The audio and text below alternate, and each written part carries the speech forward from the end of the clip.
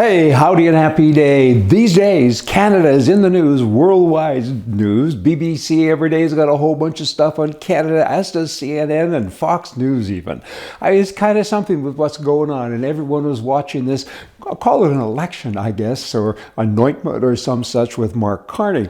So he was successful, and he now will become the next Prime Minister of Canada. He's never held an elected seat, other than now I guess he's kind of elected. But let me give you some stats on this. If you're a Canadian, you better sit down and have a couple of aspirins close by, because it's pretty amazing. The Canadian system, it's the old New Westminster system, is totally bizarre. Going back to when the former Prime Minister, I guess he still is for a minute or two, Justin Trudeau, when he was elected, in his riding, for example, 3,000 people that speak English voted for him to be Prime Minister. That's all in a country of 40 million people because of the way it's laid out.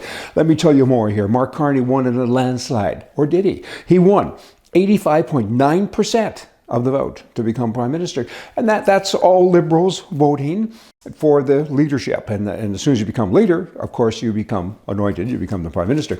Canada's population is about 40 million.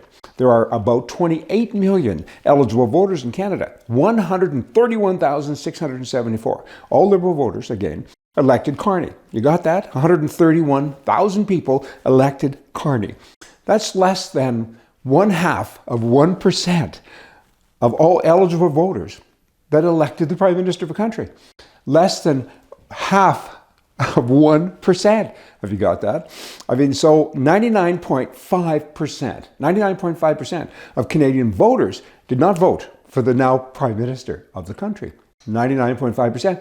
Take another aspirin, because you'll need more as I continue here. 99.5. It's hard to even say it, so crazy. 99.99% of the total population of the country did not vote for this man. But he's in charge now. And he's not just in charge as a leader, he's a dictator, because that's the New Westminster system. He can do whatever he wants. I mean, he's kind of a socialist. His wife is incredibly socialistic. It's all about the environment, and let's go hug trees every day before, let's pray and hug a tree. Something like that. I mean, Alberta, separate fast. Canada's doomed. I mean, how do you get by all of this stuff? And this guy, he's Trudeau on steroids. I mean, his delivery is better. He's got more moxie. He's got a lot of good stuff in terms of the presentation. But he's the same old and worse. Not nice. So 99.5% of all Canadian voters, I got to say it again and again, because do you believe it? Can this really happen? You don't get to vote for the Prime Minister in your own country anyway. You have to vote for your member of Parliament, and then the Prime Minister says, don't you talk unless I tell you to talk. It's a bad thing. I mean, let me tell you more stuff about Canada. I went into a Prospera credit union in Kelowna, British Columbia, recently. I wanted to wire some money. And I bought a property from a woman, and I was wiring her a deposit, and she was in the U.S. And they said, I need her driver's license. I said, I don't have her driver's license. I don't even know her. What are you talking about? Need her driver's license? We need to know. I said, do you really think she's going to give it to me so I get to see how much she weighs and where she lives? I don't think so. I've never met her. And you have to. And they had a list of other things. And I said, well, that's nuts. So I left and I went to the Royal Bank of Canada and I wired to her, and life is grand and everything's good. So what's going on? More regulations. Some government liberal must be working at that credit union, do you think? Just sharing. 3 conservative members left the party in British Columbia. I was recently when I was in Canada, I was at a session with John Rustad, the leader of the opposition of the Conservative Party. And there's 20 of us that went to this kind of special event. And Tara Armstrong was sitting beside me, and nice girl. And I spent some time with her. And she's one of the ones that left the party. And now she's sitting as an independent.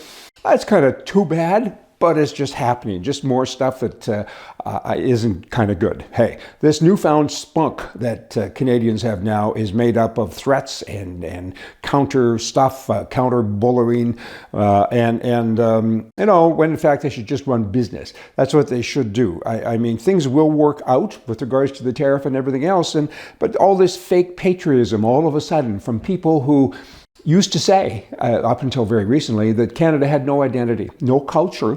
Trudeau said that all the time. Canada's not a real country. It is just settled by a bunch of white people, and we don't like them, so I'm going to change that. And change it he did. And he's always said that. And all of a sudden, let's fly a Canadian flag because Trump was a bully. Right? And how is it that this kind of stuff goes on? Now, California, they're cousins, in terms of their political thoughts at least, with the Liberals in Canada. California just came out with a bill the other day that they're trying to get passed, and I can't imagine that they will, because there is a constitution in America, which is kind of nice. And that bill is, in California, you can't protect yourself anymore. And this is a state where people have CCWs, concealed carry permits, and other things because you can. And now this new bill from the Democrats is saying, this isn't right. Look at Canada. Canada says you can't defend yourself. We like them, so let's be the same. Where do these people come from? Must be Pluto or Mars or something. It's quite incredible, really, when you think about it, that you say, I'm going to take your rights away when it's not my right. It's a God-given right to defend yourself. Every man and woman will react if somebody comes up to harm one of theirs. You can't pass laws like that. That's crazy. I mean, good luck with that. You have to push back and fight back all the time with these people and Liberals.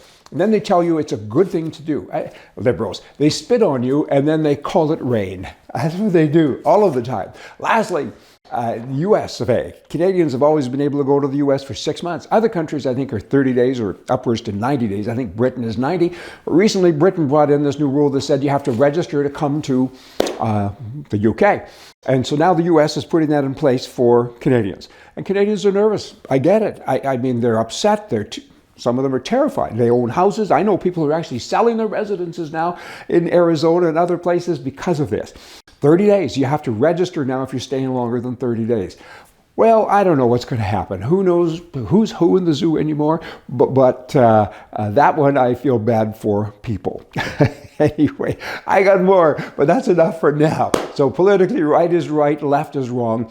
Things will work out. All we need is level heads. And like I've said so many times, I want to sell you my house. And then all of a sudden I say, I don't want to sell it to you. I don't like you anymore. What am I going to do with my house? I'll sell to somebody else. Free markets work.